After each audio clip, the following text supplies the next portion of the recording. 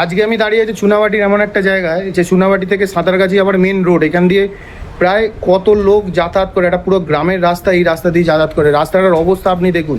বিভিন্ন সময় সব সময় পঞ্চায়েত থেকে শুরু করে সবাই কমপ্লেন জানিয়েছে, সাধারণ মানুষেরা এই রাস্তা দিয়ে যাতায়াত করতে পারছে না। পুরো জল নর্দমা এক হয়ে গেছে। আপনাদেরকে দেখাচ্ছি, আগে রাস্তাটা দেখুন, তারপরে আপনাকে বলুন। এবং তার সাথে এই ছোটো ছোটো স্কুল বাচ্চারা এই দিক দিয়ে যাতায়াত করে, কি কন্ডিশন আপনাকে সেটাও দেখাবো। আর তার সঙ্গে আপনাদেরকে বলছি, এইখানে কিন্তু অনেক লোক বাস করে, তারা অনেক দিন ধরে কমপ্লেন করছে। আপনারা এইটা সলভ করুন। আমি প্রশাসনের দৃষ্টি আকর্ষণ করছি, আপনারা এই জিনিসটা দেখুন, পুরো ভিডিওটা দেখবেন, তারপরে বলবেন। দেখুন দেখুন রাস্তাটার অবস্থাটা দেখুন, দেখুন বুঝতেই পাচ্ছেন কি কন্ডিশন। এই রাস্তাটা সাঁতরাগাছি যাবে, বুঝতে পেরেছেন? এটা সাঁতরাগাছি যাওয়ার রাস্তা একটা, বুঝতে পারছেন কি কন্ডিশন।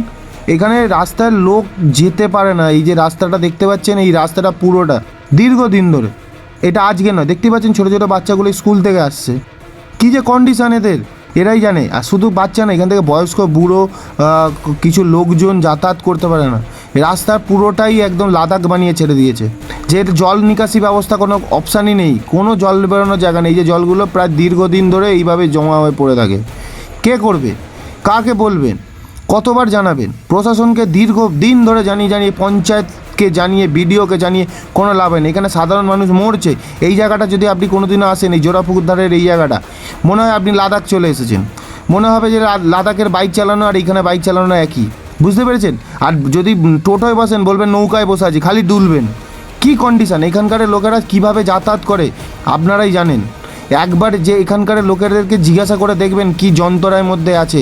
আমি বলতে চাই, এইটা হচ্ছে নর্দমা, বুঝতে পারছেন? এখানে নর্দমা শেষ, নর্দমাটা আর যায়নি। এই ছোটো ছোটো বাচ্চাগুলো যে কীভাবে স্কুল থেকে ঘরে আসে, কীভাবে ওই নোংরা জল মারিয়ে মারিয়ে, কার ইচ্ছা করে? কত বছর ধরে আর এই জল যন্ত্রণা সহ্য করবে লোকেরা? এই যন্ত্রণা কত সহ্য করবে? পুরো রাস্তাটা আপনাকে ভিডিওটা করে দেখাচ্ছি, দেখুন। এই জায়গাটা বর্ষাকালে এই কদিন আগে বৃষ্টি হলে পুরো কোনো ইয়ের ওপরে জল হয়ে যায়, বুঝতে পারছেন? এই বাচ্চা স্কুলগুলোর ছেলেগুলো স্কুলের জুতো মুতো সব ভিজে যায়, বুঝতে পারছেন?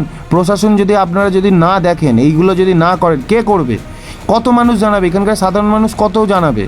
কোথায় যাবে? কার কাছে যাবে? 15 বছর, তার আগে 34 বছর তো পুরো খেয়ে শেষ করে দিলেন। এবার তো দেখুন, দেখুন মানুষ যাওয়ার রাস্তা নেই, ফুটপাথ শেষ। আর এই রাস্তা দিয়ে যাবে কি করে? জল মারিয়ে মারিয়ে এইভাবে যেতে হচ্ছে মানুষকে। আর এইদিকে দেখুন পুরো অবস্থা শেষ। এইটা হচ্ছে ড্রেন, আর এই দেখুন রাস্তার অবস্থা দেখুন, ইট ফেলে রেখে দিয়েছে। লোক যেতে পারবে? কোনোদিনই যেতে পারবে না। আমি প্রশাসনের দৃষ্টি আকর্ষণ করছি, দেখতেই পাচ্ছেন, দৃষ্টি আকর্ষণ করছি, আপনারা যেন এইগুলোকে একটু তাড়াতাড়ি সলভ করেন। এই নর্দমা পুরো জাম হয়ে থাকে, আর এই জল বেরোনোর কোনো অপশান নেই। ঢাল কোথা হওয়ার কথা? নর্দমার দিকে। ঢাল হয়ে আছে কোন দিকে? রাস্তার দিকে। বাহ, এই হচ্ছে রাস্তা, তাই তো? তাড়াতাড়ি আপনারা ঠিক করুন। আর এই টাইপের যদি ভিডিও আপনি পেতে চান, তো আমার এই পেজটাকে সুন্দর করে ফলো করে রাখবেন। আর আপনাদের পাড়ায় যদি কোনো সমস্যা হয়, অবশ্যই আমাকে একটা কমেন্টে জানাবেন, আমি অবশ্যই আপনাদের সাথে আছি। নমস্কার।